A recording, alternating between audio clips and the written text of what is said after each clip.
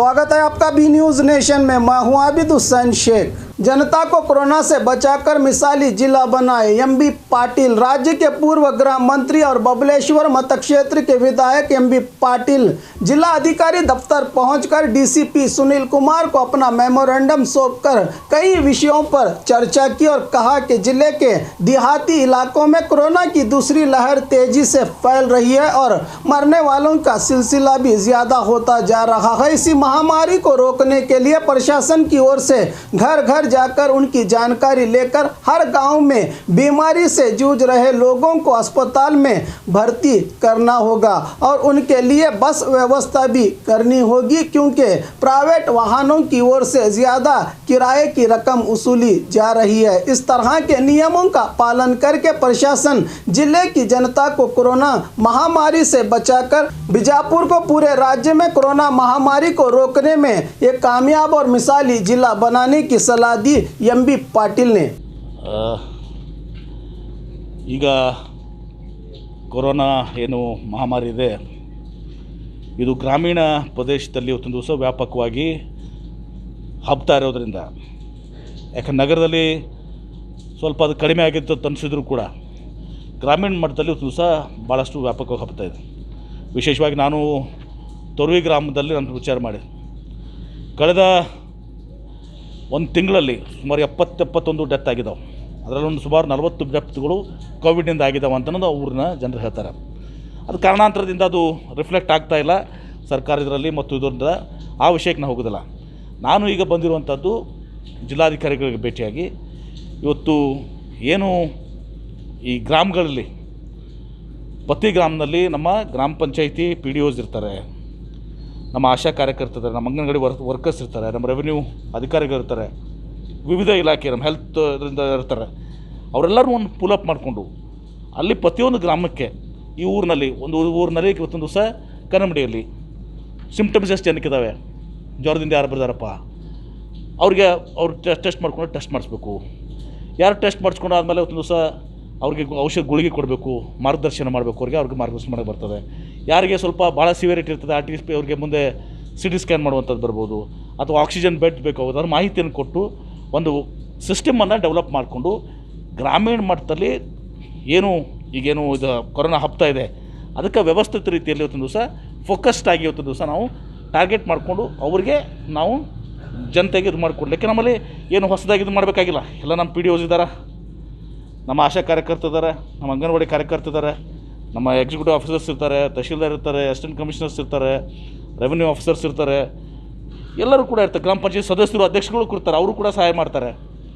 ಅವರೆಲ್ಲರೂ ಕೂಡಿ ಇವತ್ತೊಂದು ದಿವಸ ಅಲ್ಲಿ ಆ ಪ್ರತಿಯೊಂದು ಹಳ್ಳಿ ಮಟ್ಟಕ್ಕೆ ಆ ಊರಲ್ಲಿ ಏನು ಸಮಸ್ಯೆ ಇದೆ, ಎಷ್ಟು ಜನ ಇವತ್ತೊಂದು ದಿವಸ ಅಲ್ಲಿ ಇದನ್ನು ಮಾಡ್ತಾಯಿದ್ದಾರೆ, ಯಾರಿಗೋ ಸಾರಿಗೆ ಬೇಕಾಗಿರ್ಬೋದು, ಯಾರಿಗೆ ಹಾಸ್ಪಿಟ್ಲ್ಗೆ ಹೋಗುವಂಥದ್ದಾಗಿರ್ಬೋದು, ಆ ಸೌಕರ್ಯವನ್ನು ಇದು ಮಾಡಿಕೊಟ್ಟು ಇವತ್ತು ಇಡೀ ರಾಜ್ಯದಲ್ಲೇ ಇವತ್ತು ದಿವಸ ನಾವು ಇತರರಿಗೆ ಮಾದರಿ ಆಗಬೇಕು. ಆ ದೃಷ್ಟಿಯಲ್ಲಿ ಒಂದು ವ್ಯವಸ್ಥೆಯನ್ನು ನಾವು ಕೋವಿಡ್ 1ನೇ ಅಲೆದಾಗ ಇವತ್ತು ದಿವಸ ಮನೆ ಸರ್ವೆ ಮಾಡ್ತಿದ್ವಿ, ಟೆಸ್ಟ್ ಮಾಡ್ತಾಯಿದ್ವಿ. ಇವತ್ತು ದಿವಸ ಅಲ್ಲೆಲ್ಲೇ ಫೋಕಸ್ಡಾಗಿ ಎಲ್ಲೆಲ್ಲಿ ಊರಾಗ ಯಾರು ಪೇಷಂಟ್ಸ್ ಯಾರಿಗೆ ಸಿಮ್ಟಮ್ಸ್ ಇದ್ದಾವೆ, ಯಾರ ಮನೇಲಿ ಐಸೋಲೇಷನ್ದಾಗಿ ತೊರವೆ ಹೇಳಿದರು, ಒಂದು 100 ಜನ ಮನೇಲಿ ಟ್ರೀಟ್ಮೆಂಟ್ ತೊಗೋತಾ ಇದ್ದಾರೆ, ಐಸೋಲೇಷನ್ ಆಗಲಿ ಟ್ರೀಟ್ಮೆಂಟ್ ಆಗಲಿ ಹಾಸ್ಪಿಟ್ಲ್ಗೆ ಬಂದಿಲ್ಲ. ಇಂಥ ಉದಾಹರಣೆಗಳಿದ್ದಾವೆ. ಮತ್ತು 104 ಇರ್ಬೋದು, 110 ಇರ್ಬೋದು. ನಮ್ಮ CS ಅವರು ಕೂಡ ಹೇಳ್ತಾರೆ, ಕೆಲವೊಂದು ಕಡೆ ನಮಗೂ ಕೂಡ ಇಂಥ ನೋಟಿಸ್ ಬಂದಿದ್ದಾವೆ, ಕೆಲವೊಂದು ಊರುಗಳಲ್ಲಿ ಹಿಂಗೆಲ್ಲ ಇದಾವೆ ಅಂತೇಳಿ. ಸೊ ಇದನ್ನೆಲ್ಲನೂ ಕೂಡ ಇದು ಮಾಡಿ ಒಟ್ಟಾರೆ ಗ್ರಾಮೀಣ ಹಳ್ಳಿಗಳಲ್ಲಿ ಏನು ಕೊರೋನಾ ಪೇಷಂಟ್ಸ್ ಇದ್ದಾರೆ, ಕೊರೋನಾದಿಂದ ಸಿಮ್ಟಮ್ಸ್ ಇದ್ದಾವೆ, ಪೇಷಂಟ್ಸ್ ಇದ್ದಾರೆ, ಅವರಿಗೆ ವ್ಯವಸ್ಥಿತ ರೀತಿಯಲ್ಲಿ ಇವತ್ತೊಂದು ದಿವಸ ಮಾಹಿತಿ, ಅವ್ರನ್ನ ಟೆಸ್ಟಿಂಗ್ ಮಾಡುವಂಥದ್ದಾಗಲಿ ಅಥವಾ ಟ್ರೀಟ್ಮೆಂಟ್ ಕೊಡೋದಾಗಲಿಕ್ಕೆ ಸಹಾಯಕ ಆಗೋದ್ರಿಂದ ನನ್ನ ಒಂದು ಮನವಿಯನ್ನು ಮತ್ತು ಅವ್ರ ಜೊತೆ ಚರ್ಚೆ ಮಾಡಿ ಸುದೀರ್ಘವಾಗಿ ಇವತ್ತೊಂದು ದಿವಸ, ಮತ್ತು ಇದನ್ನು ಬೇರೆ ಒಂದು ಜಮ್ಮು ಆ್ಯಂಡ್ ಕಾಶ್ಮೀರದಲ್ಲಿ ಇವತ್ತೊಂದು ದಿವಸ ಕೂಡ ಮಾಡಿದ್ದಾರೆ. ಅಲ್ಲಿ ಸರ್ವೆ ರಿಜಿಸ್ಟರ್ ಮಾಡ್ತಾಯಿದ್ದಾರೆ, ಅಲ್ಲಿ ಬೇರೆ ರೀತಿಯಿಂದ ಅವರು ಇದೇ ರೀತಿ ಒಂದು ಮಾಡಲ್ಸನ್ನು ಬರ್ಕೊಂಡಿದ್ದಾರೆ. ಮತ್ತು ಅವ್ರದ್ದು ಬೇರೆ ಇದರಿಂದ ಇದೆ, ಯಾಕೆ ನಾವು ಫಸ್ಟ್ ಕೋವಿಡ್ನಾಗ ಏನು ಮಾಡಿದೆ ಆ ಥರ ಇದೆ ಇವತ್ತು ದಿವಸ.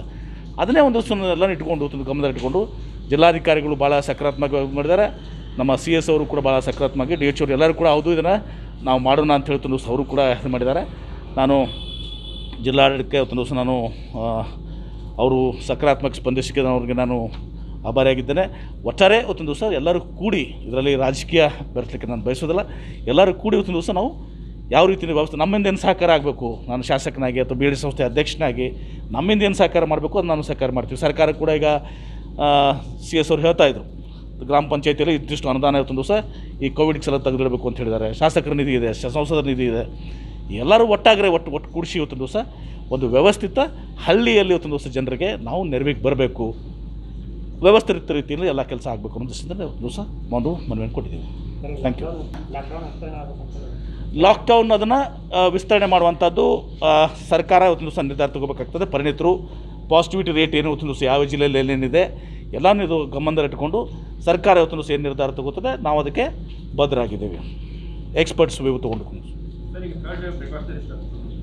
ಈಗ ಇದು ಸೆಕೆಂಡ್ ವೇವ್ನೇ ಇವತ್ತಿನ ದಿವಸ ನಾವು ಸಮರ್ಥವಾಗಿ ಇವತ್ತಿನ ದಿವಸ ಎದುರಿಸಬೇಕಾಗಿದೆ. ಇವತ್ತಿನ ದಿವಸ ನಾನು ಹೇಳಿದೆ ಈಗ ಹಳ್ಳಿಗೆ ಹೋಗ್ತಾ ಇದೆ ಸೆಕೆಂಡ್ ವೇವನ್ನು ನಾವು ಕಂಟೈನ್ ಮಾಡಿದರೆ ಥರ್ಡ್ ವೇವ್ನಲ್ಲಿ ನಮಗೆ ಅನುಕೂಲ ಆಗ್ತದೆ. ಆ ದೃಷ್ಟಿಯಿಂದ ಇವತ್ತಿನ ದಿವಸ ಈ ಸೆಕೆಂಡ್ ವೇವ್ನಲ್ಲಿ ಏನು ಹಳ್ಳಿಗಳಿಗೆ ಇವತ್ತು ಹರಡ್ತಾ ಇದೆ ಅದು ಎಲ್ಲ ಮಾಧ್ಯಮದಲ್ಲಿ ಕೂಡ ಇವತ್ತು ದಿವಸ ನಾವು ಹಳ್ಳಿಯಲ್ಲಿ ಪ್ರಸರಿಸ್ತಾ ಇದ್ದಿರ್ತಾವೆ. ಮಾಧ್ಯಮದವರು ಒಳ್ಳೆ ಕೆಲಸ ಮಾಡ್ತಾ ಇದ್ದಿರ್ತಾವೆ. ಅದನ್ನು ಜನತೆಗೆ ಮುಡಿಸುವಂಥದ್ದು ಮಾಡಿದರೆ ನಮ್ಮ ಕಣ್ ತರಿಸುವಂಥ ಕೆಲಸ ಮಾಡ್ತಾಯಿದ್ರಿ. ಅದನ್ನು ಮೊದಲು ನಾವು ಇದು ಮಾಡಿಕೊಂಡು ಅದ್ರ ಜೊತೆಗೆ ಥರ್ಡ್ ವೇವ್ಗೂ ಕೂಡ, ಯಾಕಂದರೆ ಫಸ್ಟ್ ವೇವ್ನಲ್ಲಿ ಏನಾಗ್ತಾಯಿತ್ತು ಬರೀ ಹಿರಿಯರಿಗೆ ಅಷ್ಟೇ ಅಟ್ಯಾಕ್ ಆಗ್ತದೆ. ಸೆಕೆಂಡ್ ವೇವ್ನಲ್ಲಿ ಯುವಕರಿಗೆ ಇವತ್ತು ದಿವಸ ಆಗ್ತಾಯಿದೆ. ಇವತ್ತು ದಿವಸ ಥರ್ಡ್ ವೇವ್ನಲ್ಲಿ ಮಕ್ಕಳಿಗೆ ಆಗ್ತದೆ ಅಂತ ಒಂದು ಗಂಭೀರವಂಥದ್ದು. ದೇವರಲ್ಲಿ ಪ್ರಾರ್ಥನೆ ಮಾಡ್ತೀವಿ ಇವತ್ತು ದಿವಸ ಮಕ್ಕಳಿಗೆ ಆ ಕಷ್ಟ ಬರಬಾರ್ದು, ಥರ್ಡ್ ವೇವ್ ಬರಬಾರ್ದು ಅಂತೇಳಿ ನಾನು ಪ್ರಾರ್ಥನೆ ಮಾಡ್ತೇನೆ. ನಾವೆಲ್ಲರೂ ಪ್ರಾರ್ಥನೆ ಮಾಡೋಣ. ಆದರೆ ಬಂದರೆ ಇವತ್ತು ದಿವಸ ನಾವು ಸದೃಢರಾಗಿರಬೇಕು, ಅದನ್ನು ಎದುರಿಸಬೇಕು. ಆ ದಿಶೆಯಲ್ಲಿ ಎಲ್ಲ ಕ್ರಮಗಳನ್ನ ಜಿಲ್ಲಾಡಳಿತನೂ ತೊಗೊಳ್ಬೇಕಾಗ್ತದೆ, ಖಾಸಗಿಯವರು ನಾವು ತೊಗೋಬೇಕಾಗ್ತದೆ. ನನ್ನ ವಿಚಾರದಲ್ಲಿ ಬಂದಾಗ ನನ್ನ ಬಿ ಎಲ್ ಡಿ ಸಂಸ್ಥೆ ಅಧ್ಯಕ್ಷ ಆಗಿ ನಾನು ಈಗಾಗಲೇ ಮೀಟಿಂಗ್ ಮಾಡಿ ನಿನ್ನೆ ಆ ಒಂದು ದಿಶೆಯಲ್ಲಿ 120 ಬೆಡ್ಸನ್ನು ನಾವು ಮಕ್ಕಳಿಗೆ ಇದು ಮಾಡಲಿಕ್ಕೆ ಮತ್ತು ಏನೇನೋ ಅದಕ್ಕೆ ಸೂಕ್ತವಾದಂಥ ವ್ಯವಸ್ಥೆ ಬೇಕು ಎಲ್ಲ ವ್ಯವಸ್ಥೆ ಮಾಡ್ಕೊಡೋದು ಕೆಲಸ ಮಾಡ್ತಾರೆ.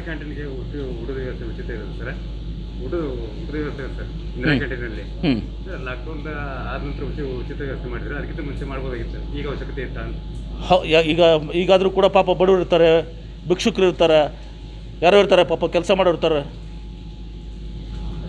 ಎಲ್ಲ ಅವ್ರಿಗೆ ಬೇಕಾಗುತ್ತಲ್ಲ, ಒಂದು ವ್ಯವಸ್ಥೆ ಬೇಕಲ್ಲ, ಎಲ್ಲಿ ಹೋಗ್ಬೇಕು ಅವರು.